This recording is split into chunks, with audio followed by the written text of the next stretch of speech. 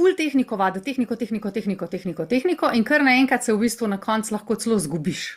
Tako, prav ne veš več, kdo si, zato ker samo na tehniko driblaš in se moraš pol spomniti nazaj na to, da v bistvu ni point petja tehnika.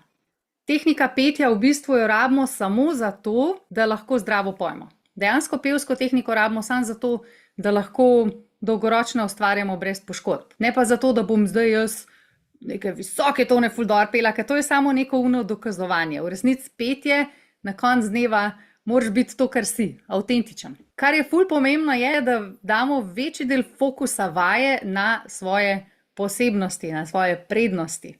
In zdaj prva naloga za vas je, da zdajle pomislite, kaj je dobrega na vašem glasu. Pa si kar lahko na glas poveste, kaj je dobrega na vašem glasu, kaj je dobrega v mojem glasu. To je tako težko povedati.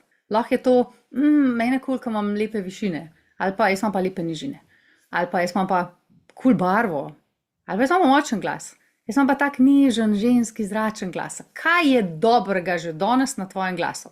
A ne? Dajte pomisli za svoj glas zdaj. Pravilo je 80-20. 80% časa svoje vaje daš fokus na tvoje dobre lastnosti. 20% časa daš na fokus na tisto, kar ni tako fajn, ker ti ni všeč. Mi pa delamo kontra, ne? Oziroma par let vadiš samo, kar ti ni všeč.